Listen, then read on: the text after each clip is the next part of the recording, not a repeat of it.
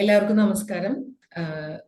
നമ്മൾ ബോട്ടണിയിലുള്ള കരിയർ സാധ്യതകളെ കുറിച്ച് പറയുമ്പോൾ ആദ്യം ബോട്ടണി എന്താണെന്ന് ഇവിടെ ഇരിക്കുന്ന എല്ലാ ടീച്ചർമാർക്കും അറിയാം. കാരണം നമ്മൾ എല്ലാവരും ബോട്ടണി അധ്യാപകരാണ് ഈ പ്ലാറ്റ്ഫോമിൽ കൂടുതലുള്ളത്, കേൾക്കാൻ വേണ്ടി കാത്തിരിക്കുന്നത്. ബോട്ടണി എന്ന് പറയുന്നത് നമുക്കറിയുന്ന പോലെ പ്ലാന്റ്സിനെ കുറിച്ചും അതിന്റെ സ്ട്രക്ചറിനെ കുറിച്ചൊക്കെ ഉള്ള പഠനമാണെന്ന് നമുക്കറിയാം. അത് ആദ്യം കുട്ടികളോട് പറഞ്ഞു കൊടുത്തുകൊണ്ട് നമ്മൾ ഈ സെഷൻ തുടങ്ങുക എന്നുള്ളതാണ് ആദ്യം ശ്രദ്ധിക്കാനുള്ളത്. ഭൂമിയുടെ നിലനിൽപ്പിന് തന്നെ വളരെ അത്യാവശ്യമായിട്ടുള്ളതാണ് പ്ലാന്റ്സ് എന്നുള്ളത് അവരെ ബോധ്യപ്പെടുത്തിക്കൊണ്ട് അതിന്റെ ജോലി സാധ്യതകളിലേക്ക് കടക്കുകയാണ് വേണ്ടത്. ഇതില് നമുക്ക് അക്കാഡമിക് ആൻഡ് പ്രൊഫഷണൽ പാത്വേസിനെ കുറിച്ച് പറയുകയാണെന്നുണ്ടെങ്കിൽ അഗ്രികൾച്ചർ സയൻസ് ആണെങ്കിലും ബയോമോളിക്കുലർ ആൻഡ് അപ്ലൈഡ് സയൻസ് ആണെന്നുണ്ടെങ്കിലും നമ്മളിൽ അതിനുള്ള സാധ്യതകൾ, ജോലി സാധ്യതകൾ ഒരുപാടുണ്ട്. അത് നമുക്ക് അവിടെ ബോധ്യപ്പെടുത്തി കൊടുക്കാവുന്നതാണ്.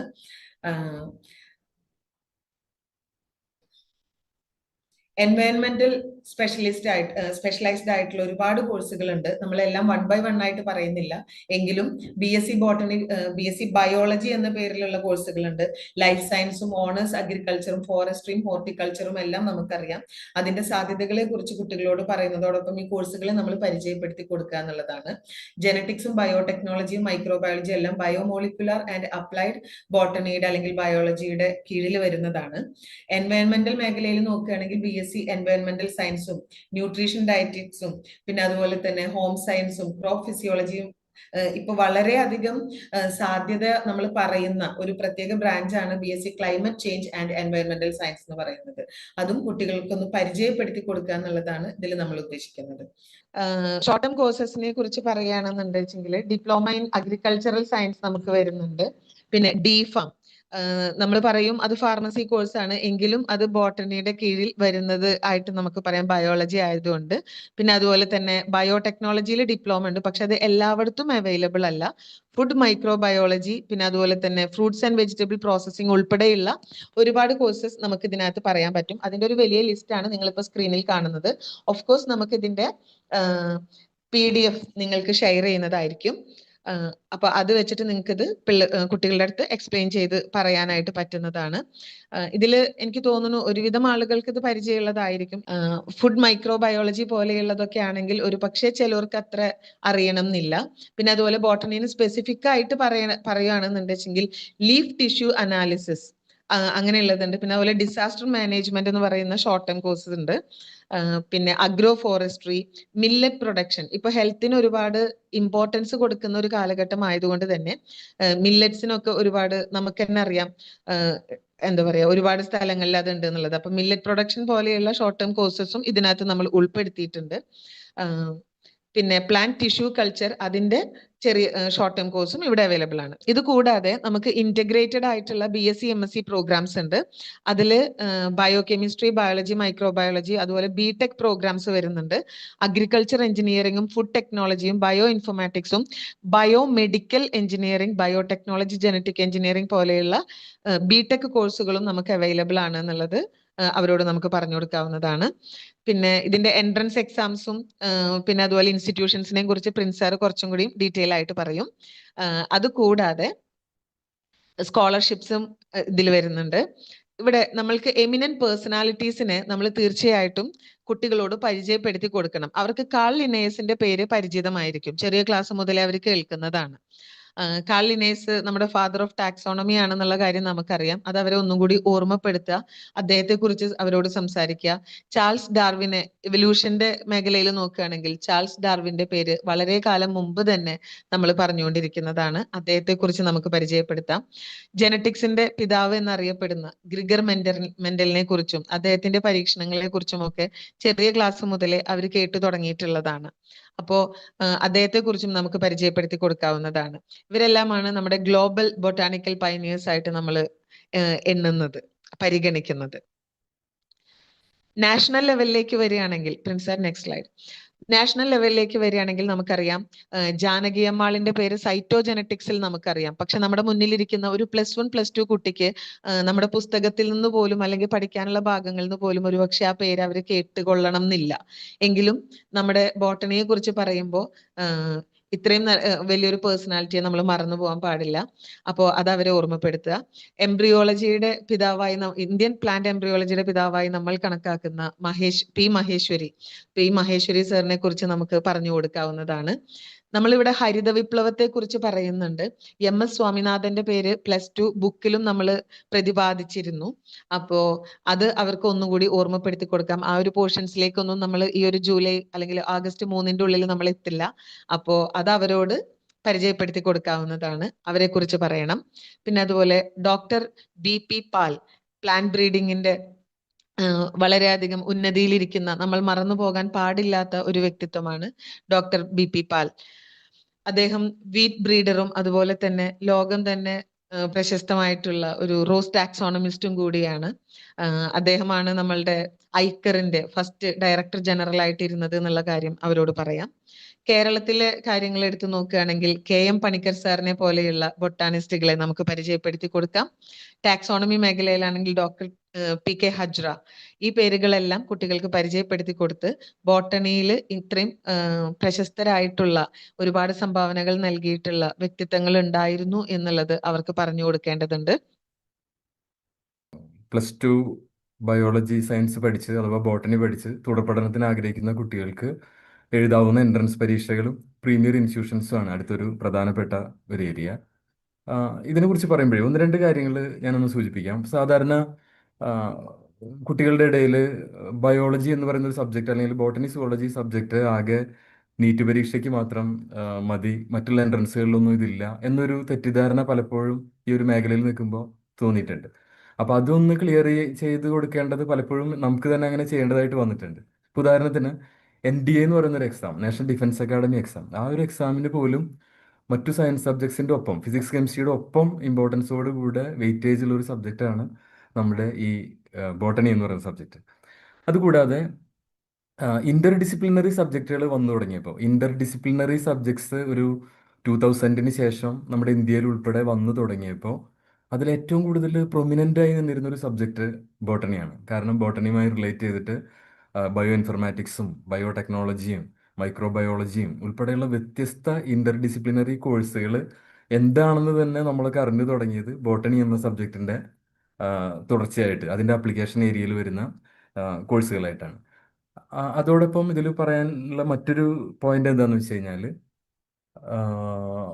നമ്മളിപ്പോൾ ഏറ്റവും കൂടുതൽ ഫേസ് ചെയ്തുകൊണ്ടിരിക്കുന്ന ഈ ക്ലൈമറ്റ് ചേഞ്ചും ഉൾപ്പെടെയുള്ള എൻവയോൺമെന്റൽ പ്രോബ്ലങ്ങൾ എല്ലാം, ഗ്ലോബൽ വാർമിംഗ് ഉൾപ്പെടെ, അതിനെല്ലാം ഒരു സൊല്യൂഷൻ എന്ന രീതിയിൽ നമ്മുടെ യുണൈറ്റഡ് നേഷൻ ഉൾപ്പെടെ UN ഉൾപ്പെടെ ഏറ്റവും കൂടുതൽ ഫോക്കസ് ചെയ്യുന്ന ഒരു സബ്ജക്റ്റാണ് ബോട്ടണി എന്ന് പറയുന്നത്. അപ്പോൾ അതിന് ഡിസാസ്റ്റർ മാനേജ്മെന്റിലാണെങ്കിലും അതിന്റെ പ്രാധാന്യം നമുക്കറിയാം. ഒരു പാൻഡമിക് വന്നപ്പോൾ അതിന്റെ വാക്സിനേഷനും വൈറോളജിയുമായി ബന്ധപ്പെട്ടുള്ള ലാബുകളിലും ഒക്കെ ആയിട്ട് ഈ ഒരു ബയോളജിയുടെ പ്രാധാന്യം നമ്മൾ കണ്ടതാണ്. പിന്നെ ഇതൊന്നുമല്ലാതെ അഗ്രികൾച്ചർ ആണെങ്കിലും ഫുഡ് ടെക്നോളജി ആണെങ്കിലും എർത്ത് സയൻസ് ആണെങ്കിലും അങ്ങനെയുള്ള എല്ലാ മേഖലകളിലും വലിയ പ്രാധാന്യമുള്ള ഒരു സബ്ജക്റ്റ് തന്നെയാണ്. പക്ഷേ പലപ്പോഴും കുട്ടികൾ നീറ്റ് എക്സാമിന് ഫിസിക്സ് കെമിസ്ട്രി ബയോളജി എന്നൊരു രീതിയിൽ ഇതിൻ്റെ ഒരു പ്രാധാന്യം കണ്ടുപോകുന്നുണ്ടോ, അല്ലെങ്കിൽ മറ്റു പരീക്ഷകളിൽ ഇതിന് അർഹിക്കുന്ന പ്രാധാന്യം കിട്ടുന്നുണ്ടോ എന്നാണ് പലപ്പോഴും ബയോളജി സ്റ്റുഡൻസിൻ്റെ ഇടയിൽ, സയൻസ് ബയോളജി സ്റ്റുഡൻസിൻ്റെ ഇടയിൽ സംസാരിക്കുമ്പോൾ നമുക്ക് കിട്ടുന്ന ഒരു ഫീഡ്ബാക്ക്. അപ്പോൾ അത് നമുക്ക് അവരുടെ അടുത്ത് കൃത്യമായിട്ട് ബോധ്യപ്പെടുത്താം. ഡിഫൻസിൽ ഉൾപ്പെടെയുള്ള റിക്രൂട്ട്മെന്റ് പരീക്ഷകൾക്ക്, കോമ്പറ്റേറ്റീവ് എക്സാംസിന് എല്ലാം മറ്റു സയൻസ് സബ്ജക്റ്റുകളുടെ ഒപ്പം തന്നെ ബയോളജി ഉണ്ട്, അഥവാ ബോട്ടണി ഉണ്ട്. ഇനി മറ്റൊരു പ്രധാനപ്പെട്ട ഒരു കാര്യം, ഇപ്പോൾ ഇതിൻ്റെ കരിയർ സാധ്യതകളാണ് ഞാൻ പറയാൻ ഉദ്ദേശിച്ചത്. അപ്പോൾ ആ കൂട്ടത്തിൽ ഒരെണ്ണം ആഡ് ചെയ്യാണ്. ഇപ്പോൾ ഇവിടെ തൃശ്ശൂർ കേരള കാർഷിക സർവകലാശാലയുടെ മണ്ണുത്തി ക്യാമ്പസിൽ റിസർച്ച് ഓഫീസറായിട്ട് വർക്ക് ചെയ്തിരുന്ന ഒരു സാറിൻ്റെ 60ാമത്തെ വയസ്സിൽ റിട്ടയർ ചെയ്തിട്ട് ഇപ്പോൾ സാറ് വർക്ക് ചെയ്യുന്നത് ഒമാൻ, സുൽത്താനേറ്റ് ഓഫ് ഒമാൻ എന്ന് പറയുന്ന അറബ് രാജ്യത്തിലെ അവിടുത്തെ സർക്കാർ ഡിപ്പാർട്ട്മെൻ്റായ അഗ്രികൾച്ചറിൻ്റെ ഡയറക്ടറായിട്ടാണ് സാറ് വർക്ക് ചെയ്യുന്നത്. അതായത് 60 വയസ്സിന് ശേഷം റിസർച്ച് ഓഫീസറായി റിട്ടയർ ചെയ്ത് സാറ് ഏകദേശം 5 ലക്ഷം രൂപ ശമ്പളത്തിൽ വർക്ക് ചെയ്തുകൊണ്ടിരിക്കുന്നത് ഒരു വിദേശ രാജ്യത്ത് ആണ്. അപ്പോൾ അത് സാറിനൊരു 3 ഇൻ്റർവ്യൂ കഴിഞ്ഞിട്ടാണ് സാറിന് അവിടെ കിട്ടിയത്. സാറിന് എനിക്ക് പേഴ്സണലി അറിയാം. അപ്പോൾ ഞാൻ പറഞ്ഞത്, സാർ MSc ബോട്ടണി കഴിഞ്ഞിട്ട് PhDയും കഴിഞ്ഞിട്ടാണ് സാറ് റിസർച്ച് ഓഫീസറായിട്ട് വർക്ക് ചെയ്തിരുന്നത്. അപ്പോൾ വലിയ സാധ്യതകൾ ഇന്ത്യയിലാണെങ്കിലും പുറമേ ആണെങ്കിലും ഡിഫൻസിലാണെങ്കിലും മറ്റു പൊതുമേഖലയ്ക്ക് കീഴിൽ വരുന്ന റിസർച്ച് ലാബുകളിലാണെങ്കിലും വലിയ സാധ്യതകളുണ്ടെന്ന് ഒരു ഇൻട്രഡക്ഷനായിട്ട് പറഞ്ഞതാണ്. ഇനി നമുക്കിതിലേക്ക് വരാം. പ്രധാനപ്പെട്ട എൻട്രൻസ് പരീക്ഷകൾ സ്ക്രീനിൽ നമുക്ക് കാണാം. ഒന്നാമത്തെ NCET, നമുക്ക് വളരെ ഫെമിലിയർ ആയിരിക്കും.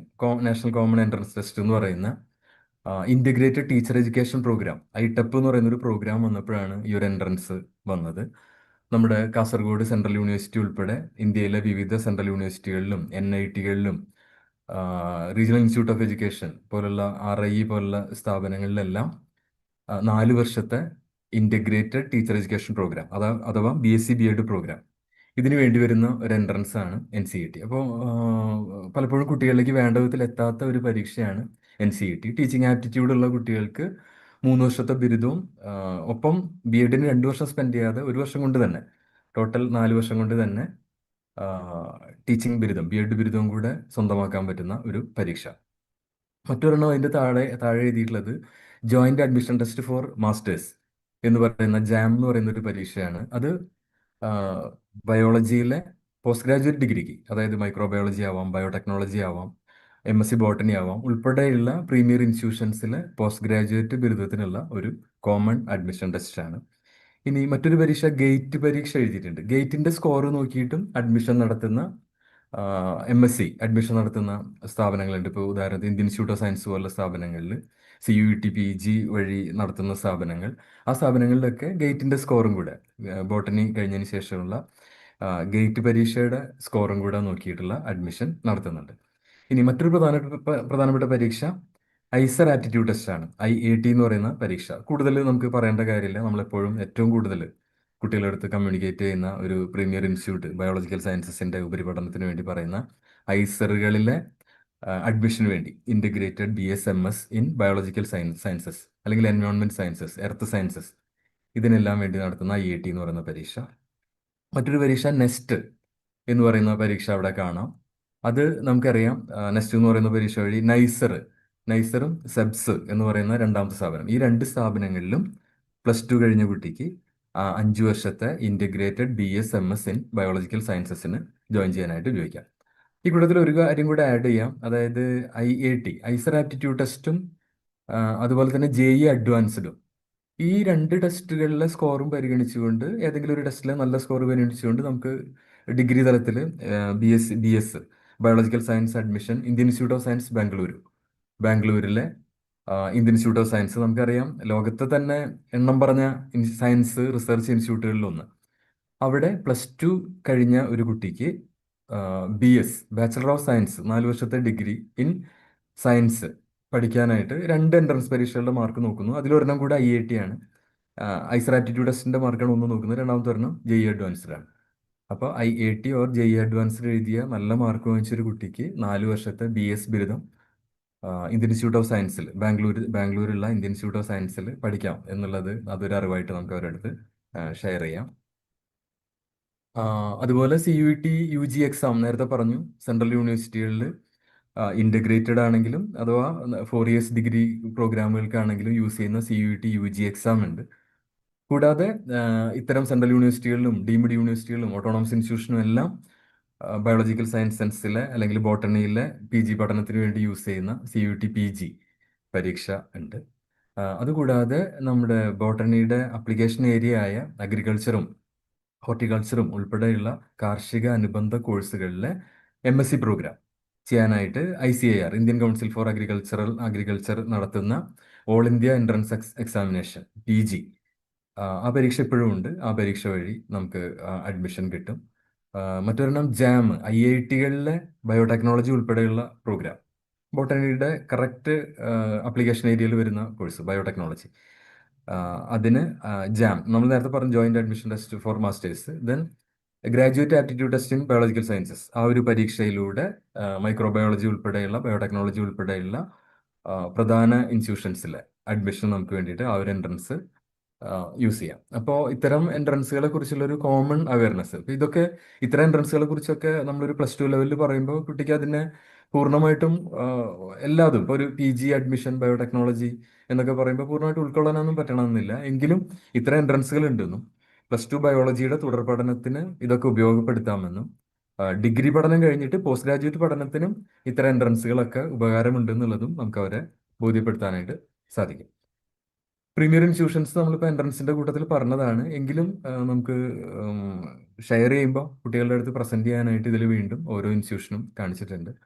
അതിൽ ഐസറും ബാംഗ്ലൂരുള്ള ഇന്ത്യൻ ഇൻസ്റ്റിറ്റ്യൂട്ട് ഓഫ് സയൻസും നൈസറും സെബ്സും കൊൽക്കത്തയിലുള്ള Indian association for the cultivation of science ഉണ്ട്. ഐക്കറിന്റെ കീഴിലുള്ള അഗ്രികൾച്ചർ റിസർച്ച് ഇൻസ്റ്റിറ്റ്യൂട്ടുകൾ ഒരുപാടുണ്ട്. ഡൽഹിയിലും മറ്റു മെട്രോ സിറ്റികളിലൊക്കെ ഉണ്ട്. അവിടെയൊക്കെ നമുക്ക് അഡ്മിഷൻ ഉണ്ട്. അതുപോലെ JNCA ബാംഗ്ലൂരുള്ള ഇൻസ്റ്റിറ്റ്യൂഷൻ. ഓക്കെ, പിന്നെ പ്രൈവറ്റ് മേഖലയിലും bits Pilani, Tata institute of fundamental research പോലുള്ള സ്ഥാപനങ്ങളുണ്ട്. NCBS ബാംഗ്ലൂരു മറ്റൊരു സ്ഥാപനം. ഇതൊന്നും കൂടാതെ ഓട്ടോണോമസ് ഇൻസ്റ്റിറ്റ്യൂഷൻസ് ഉണ്ട്, സ്റ്റേറ്റ് യൂണിവേഴ്സിറ്റീസ് ഉണ്ട്, ഡീംഡ് യൂണിവേഴ്സിറ്റീസ് ഉണ്ട്. പിന്നെ കേരളത്തിൽ തന്നെ മറ്റൊരു പ്രീമിയർ ഇൻസ്റ്റിറ്റ്യൂഷനായ ക്യുസാറ്റ്, +2 കഴിഞ്ഞ കുട്ടിക്ക് ക്യുസാറ്റിന്റെ കാറ്റ് എക്സാമിലൂടെ integrated biology integrated biological sciences പഠിക്കാനുള്ള ഒരു അവസരമുണ്ട്. ഇനി ഇതിന്റെ കരിയർ സാധ്യതകളാണ്. കരിയർ സാധ്യതകൾ റിസർച്ച് മേഖലയിൽ വരുന്നു, പ്രധാനപ്പെട്ടൊരു ഏരിയ. എൻവയോൺമെന്റ് റിലേറ്റഡ് ആയിട്ടുള്ള മേഖലയിൽ വരുന്നു. പിന്നെ ബയോടെക്നോളജി പോലെയുള്ള ഇന്റർ ഡിസിപ്ലിനറി മേഖലയിൽ വരുന്നു. പിന്നെ ക്യൂറേറ്റർ പോലെയുള്ള പോസ്റ്റുകൾ, മ്യൂസിയങ്ങളിലൊക്കെയുള്ള ക്യൂറേറ്റർ പോസ്റ്റുകൾ പോലെയുള്ള ഏരിയയിൽ. ഇതെല്ലാം നമുക്ക് കേരളത്തിലോ അല്ലെങ്കിൽ ഇന്ത്യയിലോ നാഷണൽ ഓപ്പർച്യൂണിറ്റീസിലേക്കും ഇതെല്ലാം കൺസിഡർ ചെയ്യാം. ഇത് കൂടാതെ പിന്നെ ഗവൺമെന്റ് സെക്ടറിലും കുറച്ചൊക്കെ പരീക്ഷകൾ നമുക്ക് പ്യുവർലി ബോട്ടണി കഴിഞ്ഞാൽ, BSc ബോട്ടണിയോ അല്ലെങ്കിൽ MSc ബോട്ടണിയോ കഴിഞ്ഞാൽ അറ്റൻഡ് ചെയ്യാൻ പറ്റുന്ന പരീക്ഷകളുണ്ട്. അതിൽ പ്രധാനപ്പെട്ട ഒരെണ്ണം നമുക്കറിയാം, IFOS എന്ന് പറയുന്ന സിവിൽ സർവീസിന്റെ പ്രിലിമിനറി പരീക്ഷ എഴുതിയിട്ട് തുടർന്ന് മെയിൻ എക്സാമിന് വീണ്ടും ഒരു ആപ്ലിക്കേഷൻ വഴി രജിസ്റ്റർ ചെയ്തിട്ട് ഇന്ത്യൻ ഫോറസ്റ്റ് സർവീസിനുള്ള പരീക്ഷ. അപ്പോൾ ആ സമയത്ത് നമുക്കറിയാം ബോട്ടണി അതിലെ ക്വാളിഫിക്കേഷനിലെ ഒരു സബ്ജക്റ്റാണ്. ബോട്ടണിയോ സുവോളജിയോ അല്ലെങ്കിൽ മറ്റ് സയൻസ് സബ്ജക്ട്സോ അല്ലെങ്കിൽ എഞ്ചിനീയറിങ്ങോ ഉൾപ്പെടെയാണ്. അപ്പോൾ അതൊരു ഡ്രീം കരിയറായിട്ട് പല കുട്ടികളും മനസ്സിൽ കൊണ്ടു നടക്കുന്ന, ചെടികളെയും പൂക്കളെയും കാടുകളെയും പുഴകളെയും ഒക്കെ സ്നേഹിക്കുന്ന, അത്തരത്തിൽ എൻവയോൺമെന്റ് റിലേറ്റഡ് ആയിട്ടുള്ള ഒരു കരിയർ ആഗ്രഹിക്കുന്ന ഒരു കുട്ടിക്ക് പറഞ്ഞു കൊടുക്കാൻ പറ്റുന്ന വലിയൊരു അവസരം. അതുപോലെ സംസ്ഥാന സർക്കാരിന്റെ കീഴിൽ തന്നെ ടീച്ചിങ് പോസ്റ്റുകൾ നമുക്കൊക്കെ അറിയാം. അതുകൂടാതെ ഹയർ സെക്കൻഡറിയിലും വൊക്കേഷണൽ ഹയർ സെക്കൻഡറിയിലും ഹൈസ്കൂളിലും ഉൾപ്പെടെയുള്ള ബയോളജി ടീച്ചിങ് സാധ്യതകൾ നമുക്കറിയാം. അപ്പം അതുകൂടാതെ ഇപ്പോൾ കേരള പോലീസ് ഡിപ്പാർട്ട്മെന്റിൽ തന്നെ ഫോറൻസിക് ലാബിൽ സയന്റിഫിക് ഓഫീസർ എന്ന് പറയുന്ന ഒരു പോസ്റ്റ്, എസ്പെഷ്യലി ബയോളജി ആയിട്ട് ഫോറൻസിക് ലാബുകളിലുള്ള അനാലിസിസിന് വേണ്ടിയിട്ടുള്ളതാണ് യൂസ് ചെയ്യുന്ന ജോബാണ്. അപ്പോൾ അതിൻ്റെ യോഗ്യതയിൽ MSc ബോട്ടണി അല്ലെങ്കിൽ സുവോളജിയാണ് യോഗ്യത.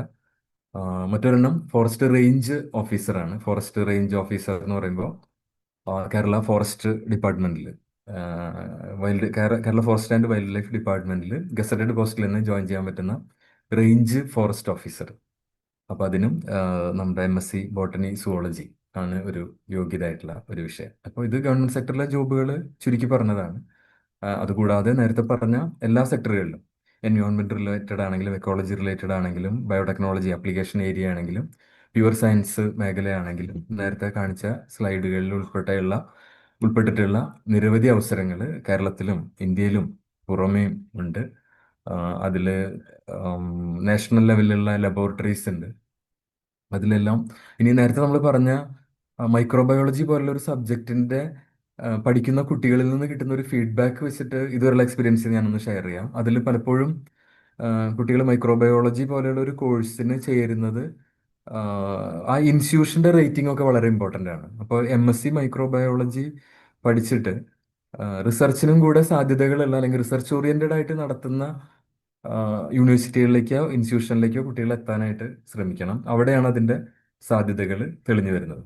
ഇന്റർ ഡിസിപ്ലിനറി ആയിട്ട് വരുന്ന ബയോ ഇൻഫർമാറ്റിക്സ് ആണെങ്കിലും മൈക്രോബയോളജി ആണെങ്കിലും ബയോടെക്നോളജി ആണെങ്കിലും ഒക്കെ ഇത് തന്നെയാണ് സ്ഥിതി. അത് BTech ബയോടെക്നോളജി ആണെങ്കിലും അല്ലെങ്കിൽ BSc MSc പോലെയുള്ള മൈക്രോബയോളജി ബയോടെക്നോളജി പോലുള്ള കോഴ്സുകളാണെങ്കിലും ഇൻസ്റ്റിറ്റ്യൂഷനും അവരുടെ ഒരു സിലബസും കരിക്കുലം ഇമ്പോർട്ടൻ്റ് ആണ്. റിസർച്ച് ഓറിയന്റഡ് ആയിട്ടുള്ള സ്ഥാപനങ്ങളിലേക്ക് തന്നെ എത്താനായിട്ട് ആണ് നമ്മൾ അവരെ ഗൈഡ് ചെയ്യേണ്ടത്. അതല്ലാതെ സാധാരണ ഏതെങ്കിലും ഒരു യൂണിവേഴ്സിറ്റിയുടെ റേറ്റിംഗ് ഒന്നുമില്ലാത്ത ഒരു ഇൻസ്റ്റിറ്റ്യൂഷനിൽ മൈക്രോബയോളജി ഡിഗ്രി തലത്തിലൊക്കെ പഠിച്ചിട്ട് കുട്ടികൾ ചിലപ്പോൾ വീണ്ടും ഇനി എന്താണ് ചെയ്യേണ്ടതെന്ന് ചോദിച്ചിട്ട് അല്ലെങ്കിൽ അവർക്ക് സ്വയം കണ്ടെത്താൻ പറ്റാതൊക്കെ വരുന്നത് കണ്ടിട്ടുണ്ട്. അപ്പൊ അതിന് നമ്മളത് ഒന്ന് മുൻകൂട്ടി പറഞ്ഞു കൊടുക്കുന്നതാണ് നല്ലത്. വളരെ സ്പെസിഫിക് ആയിട്ടുള്ള പർട്ടിക്കുലർ ആയിട്ടുള്ള ഏരിയ ആയതുകൊണ്ട് തന്നെ അതിന് ഇൻസ്റ്റിറ്റ്യൂഷന് വലിയ ഇമ്പോർട്ടൻസ് ഉണ്ടെന്ന് ഒന്ന് പറഞ്ഞ് അവരെ ബോധ്യപ്പെടുത്തണം. പ്രത്യേകിച്ച് നമ്മളിപ്പോൾ ഈ പറഞ്ഞ ഇന്റർ ഡിസിപ്ലിനറി കോഴ്സുകളിലേക്ക് കുട്ടികൾ +2 കഴിഞ്ഞിട്ട് തന്നെ നേരിട്ട് പോവുകയാണെങ്കിൽ, അതിൽ ഡിഗ്രി പോസ്റ്റ് ഗ്രാജുവേഷൻ ആണെങ്കിലും അത് തന്നെ ഇൻസ്റ്റിറ്റ്യൂഷന്റെ സപ്പോർട്ട് വളരെ വലുതാണ്. അതല്ലാതെ നമ്മളിപ്പോൾ ഒരു പ്യുവർ സയൻസ് ആണെങ്കിൽ ഒരു സാധാരണ ഡീംഡ് യൂണിവേഴ്സിറ്റിയിലോ ഒരു സാധാരണ യൂണിവേഴ്സിറ്റിയിൽ പഠിച്ചാൽ പോലും കുട്ടിയുടെ സ്കില്ല് കൊണ്ട് കുട്ടി കയറി വരാം. പക്ഷെ ഇന്റർ ഡിസിപ്ലിനറി സബ്ജക്ട്സ് ആകുമ്പോൾ ഇൻസ്റ്റിറ്റ്യൂഷന്റെ ഒരു സപ്പോർട്ട് വളരെ റെലവെന്റ് ആണ്. നമുക്കിതിൽ പ്രധാനമായിട്ട് പറയാനുള്ളത്, നമുക്ക് എല്ലാം അറിയുന്ന കുറച്ച് കോമൺ സ്കോളർഷിപ്സ് ഉണ്ട്. ഫോർ എക്സാമ്പിൾ, നമുക്ക് ഇൻസ്പയർ സ്കോളർഷിപ്പിനെ കുറിച്ച് അറിയാം. നാച്ചുറൽ സയൻസ് അല്ലെങ്കിൽ ബേസിക് സയൻസിൽ തന്നെയുള്ള ഏതൊരു കുട്ടിക്കും നമുക്ക് കിട്ടാവുന്നതാണ് ഇൻസ്പയർ സ്കോളർഷിപ്പ് എന്ന് പറയുന്നത്. ഓക്കെ, പ്രിൻസ് സാർ ഷെയർ ചെയ്തിട്ടുള്ള സ്ക്രീനിൽ നമുക്ക് കാണാനായിട്ട് സാധിക്കും. അതിന്റെ സൈറ്റ് ഐ ഡിയും നമ്മൾ അവിടെ മെൻഷൻ ചെയ്തിട്ടുണ്ട്. പിന്നെ അത് കൂടാതെ സെൻട്രൽ സെക്ടർ സ്കീമിലുള്ള സ്കോളർഷിപ്പുകൾ ഉണ്ട്. അത് നമുക്ക് scholarships.go.in എന്നുള്ള ആ ഒരു സൈറ്റിൽ തന്നെ നമുക്ക് അതിന്റെ ഡീറ്റെയിൽസ് നമുക്ക് കിട്ടും. ഇതും സാധാരണ രീതിയിൽ നമുക്ക് ഡിഗ്രിക്ക് കിട്ടുന്ന എല്ലാ സ്കോളർഷിപ്പുകളും ഈ പറയുന്ന BC ബോട്ടണി കുട്ടികൾക്കും കിട്ടുന്നുള്ള കാര്യം നമുക്ക് അറിയാലോ. അതുപോലെ സ്റ്റേറ്റ് മെറിറ്റ് സ്കോളർഷിപ്പും പോസ്റ്റ് മെറിറ്റ് സ്കോളർഷിപ്പും ഈ കുട്ടികൾക്ക് അർഹതയുള്ളതാണ്. ഇത് കൂടാതെ സ്പെഷ്യൽ ആയിട്ട് സയൻസ് സബ്ജക്റ്റുകളെ കുറിച്ച് പറയുകയാണെങ്കിൽ നമുക്കറിയാം CSIR UGC നെറ്റിന്റെ JRF, അത് വെച്ച് നമുക്ക് ജൂനിയർ റിസർച്ച് ഫെലോഷിപ്പ് കിട്ടിക്കഴിഞ്ഞാൽ തീർച്ചയായിട്ടും PhD ചെയ്യുമ്പോൾ അതിനുള്ള സഹായം ഗവൺമെന്റിൽ നിന്ന് UGCയിൽ നിന്ന് കിട്ടുന്നത് നമുക്കറിയാം. അതുകൂടാതെ DBT JRF ഉണ്ട്, ബയോടെക് റിസർച്ച് സപ്പോർട്ടിന് വേണ്ടിയിട്ടുള്ളത്. ICMR JRF ഉണ്ട്, ഐക്കർ സ്കോളർഷിപ്പുകൾ ഉണ്ട്. നെക്സ്റ്റ് പറയുകയാണെന്നുണ്ടെങ്കിൽ കുറച്ച് എന്താ പറയാ, നോൺ ഗവൺമെന്റ് ഫൗണ്ടേഷൻസിന്റെ കുറച്ച് കോൺട്രിബ്യൂഷൻസ് ഉണ്ട് ഈ ഒരു രംഗത്ത്. നമുക്ക് റിലയൻസ് ഫൗണ്ടേഷന്റെ സ്കോളർഷിപ്പ് ഉപയോഗപ്പെടുത്താം. അത് 2 ലക്ഷം മുതൽ 6 ലക്ഷം വരെയാണ് under graduate post graduate scholarship ആയിട്ട് ഫസ്റ്റ് ഇയർ സ്റ്റുഡൻസിന് തന്നെ അവാർഡ് ചെയ്യുന്നത്. reliancefoundation.org എന്നുള്ള സൈറ്റിൽ നമുക്ക് അതിന്റെ ഡീറ്റെയിൽസ് കിട്ടും. അതുപോലെ തന്നെ ഇൻഫോസിസ് STEM സ്കോളർഷിപ്പ് ഉണ്ട്, അതിന് 1 ലക്ഷമാണ് കിട്ടുന്നത്, ഫസ്റ്റ് ഇയർ UG കോഴ്സിനാണ്. അസീം പ്രേംജി ഫൗണ്ടേഷൻ സ്കോളർഷിപ്പിനെ കുറിച്ച് പലരും കേട്ടിട്ടുണ്ടാവും. 30,000 രൂപയാണ് അത് ഫസ്റ്റ് ഇയർ UG സ്റ്റുഡൻസിന് നമുക്ക് കിട്ടുന്നത്. ഒരു 60,000 രൂപ വരെ നമുക്ക് കിട്ടാൻ സാധ്യതയുള്ള യുഗോ റെഡിങ്ടൺ പ്രോഗ്രാംസ്, അതിന്റെ ID നമ്മൾ അതിനകത്ത് കൊടുത്തിട്ടുണ്ട്. പിന്നെ അതുപോലെ തന്നെ north south and Vahini scholarship എന്ന് പറഞ്ഞിട്ട് ഒന്ന് ഉണ്ട്. പിന്നെ ഭാരതി സിമന്റ് സ്കീമിൽ, ഇതെല്ലാം നോൺ ഗവൺമെന്റ് ഫൗണ്ടേഷൻസ് പ്രൊവൈഡ് ചെയ്യുന്ന സ്കോളർഷിപ്പുകളാണ്. അതിലും ഒരു 40,000 രൂപ വരെ കിട്ടുന്നതായിട്ട് കാണുന്നുണ്ട്. പിന്നെ അതുകൂടാതെ സിഗ്മ പീഡിയ സ്റ്റുഡന്റ് ഇനീഷ്യേറ്റീവ് ആയിട്ടുള്ള ഒരു സ്കോളർഷിപ്പ് ഉണ്ട്. അതിന്റെ കോണ്ടാക്ട് നമ്പർ അടക്കം നമ്മൾ ഈ ഒരു സ്ലൈഡിൽ ഉൾക്കൊള്ളിച്ചിട്ടുണ്ട്. പിന്നെ ഇത്രയുമൊക്കെയാണ് മെയിൻ ആയിട്ട് സ്കോളർഷിപ്പുകളെ കുറിച്ച് പറയാനുള്ളത്. ഇത് കൂടാതെ നമുക്ക് ഏതൊരു ഡിഗ്രി കോഴ്സിന് ഒരു കുട്ടിക്ക് കിട്ടുന്ന എല്ലാ സ്കോളർഷിപ്പുകൾക്കും ബോട്ടണി സബ്ജക്ട് എടുത്ത് പഠിക്കുന്ന കുട്ടികൾക്ക് അർഹതയുണ്ട്.